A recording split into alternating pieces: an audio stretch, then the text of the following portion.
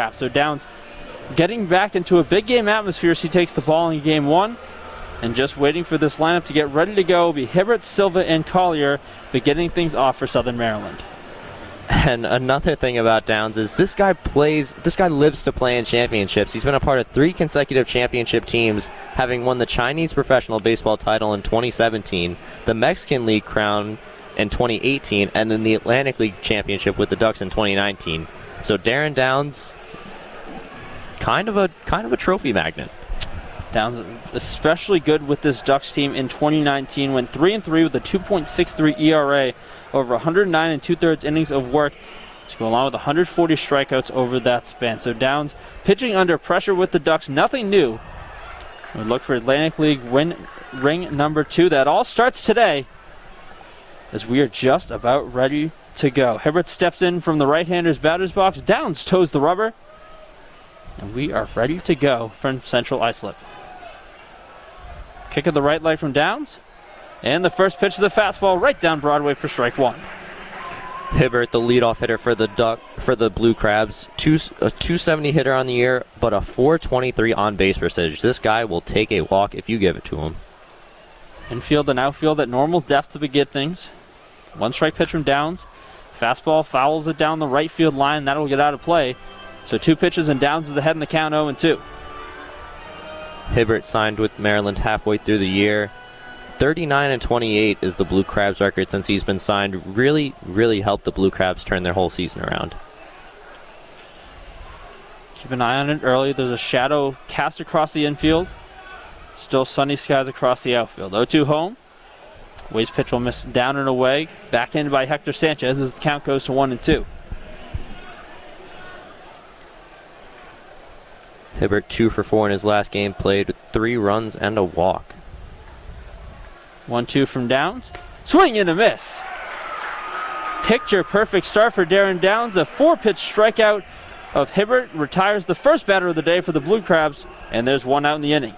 Can't ask for a better start from Darren Downs, the lefty, dealing so far to start and really setting the pace for that at bat, working fast and getting Hibbert out of there fast. So with 1 out in the inning, it will be Ruby Silva stepping in from the left-handed side. First lefty-lefty matchup of the day. Vladimir Frias a few steps to his left, shaded towards the bag as he normally does against lefties. First pitch fastball from Downs finds the outside corner for strike 1. Silva, another one of these guys moving from Atlantic League team to Atlantic League team, going from the West Virginia Power to the Blue Crabs earlier on in the year. 1 strike pitch home. Tapped outside the batter's box, but on a roll foul, and Hector Sanchez will split that one away. Silva with some success against Long Island so far on the season, and in 21 games against the Ducks, slashed a .316, .357, and .443 stat line. So again, a .316 average. Was on base at a .357 clip and slugged .443 against this Ducks team.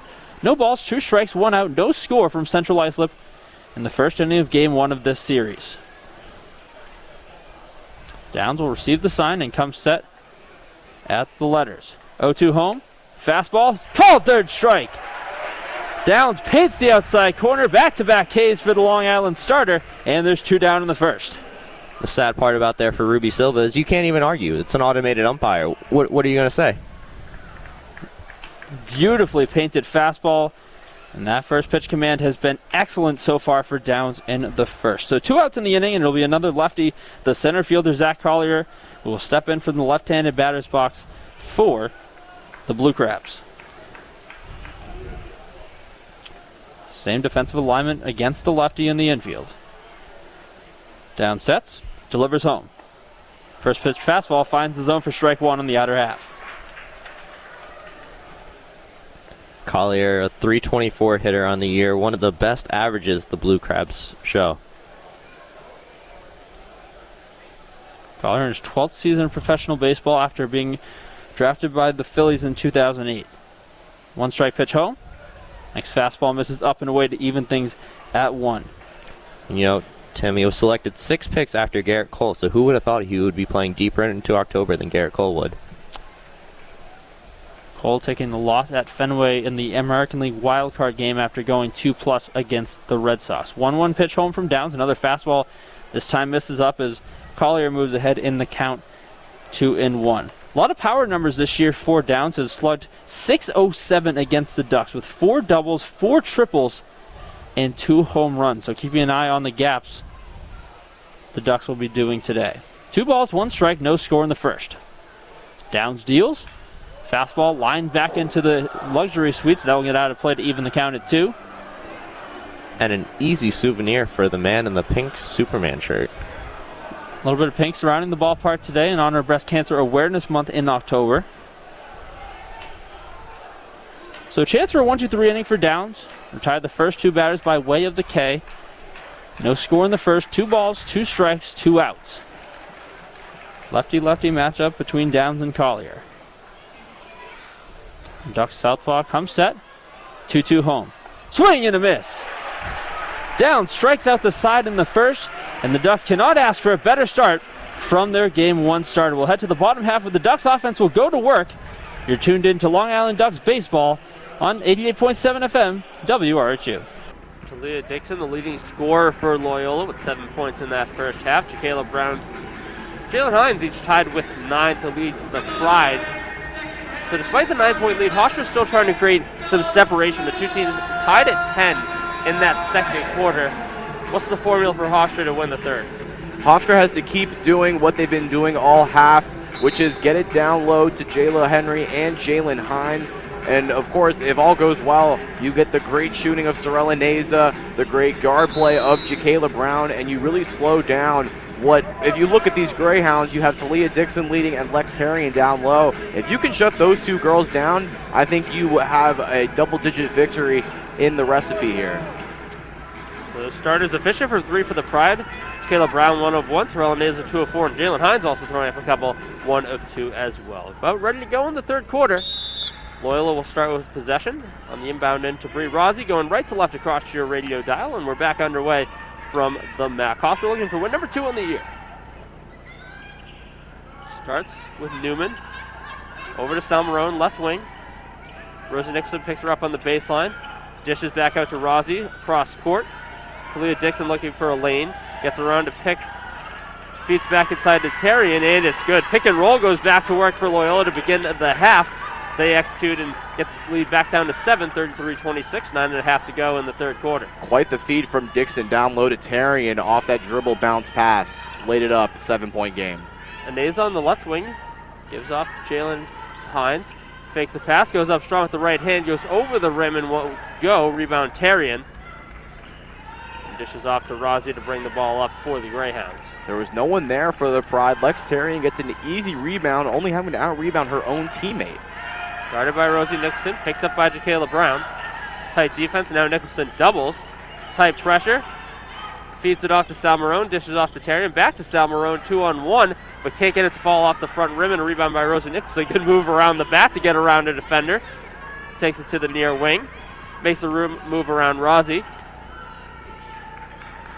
Sorella Neza with Jalen Hines at the top of the key. Dishes off to Aneza, 15 to shoot. Step back jumper, good move, front rim, can't get it to fall, and a rebound for Lex Tarian. That was a great chance for Loyola on the other offensive end of the court. We'll see if they can capitalize on that 2-on-1 opportunity they had before. Dixon gets it up top.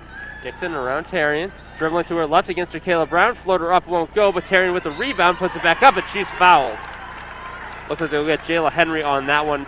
8:14 to go in the third quarter, 33-26 Pride. Tarian using her size there, getting that rebound. That's going to be huge in this second half if you want to get back into this game. Of course, using that 6'1" size. Before Tarian got to Loyola, she led her high school Cherokee to a 92-10 record over her 4 years there. Finished her high school career ranked 3rd all-time in points with 1,283. Tarian converts on both the first free throws, back to a 5-point game. Good start for the Greyhounds in the third quarter. Nicholson works around, back up to the top of the arc, dribbling with the left hand. Over to Aneza, back up top to Jayla Henry. Works to her right, dishes to Rosie Nicholson, 12 to shoot. Feeds inside to Henry. Works on Tarian. Turnaround jumper with the left hand. Front rim can't get it to fall. And now goes Bree Rossi back in transition with the left hand. The rims are not too nice for the Pride to start this second half. Loyola taking advantage. Rossi against Nicholson, right wing. Dishes to Devin Newman, working against Jalen Hines. 13 to shoot. Sal Marone back down the lane. Finds Tarian inside, but good defense by Jalen Hines. Tips it away, but it will stay with Loyola with 9 to shoot. Tarian juggling the ball down low. Good defense down there from the Pride. Unfortunately, still stays with Loyola. Rossi on the inbound. Tarian back to Rossi. Open three near corner. Rattles around, no good. Rebound Jalen Hines. Controls up with Sorella Neza. Taking it all the way with the left hand. Loses possession, goes to the floor. Able to find Jacayla Brown. Pull-up jumper on the baseline. Front rim doesn't fall.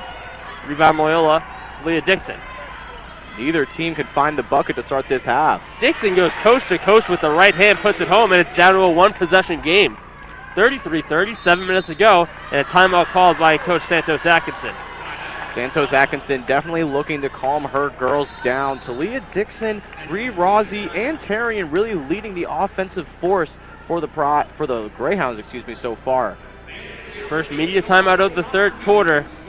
After a 6-0 run, starts the half for Loyola, Maryland. 33-30, 6:58 to go in the third quarter. When we return, you're tuned into Hawks Pride Women's Basketball, presented by WRHU.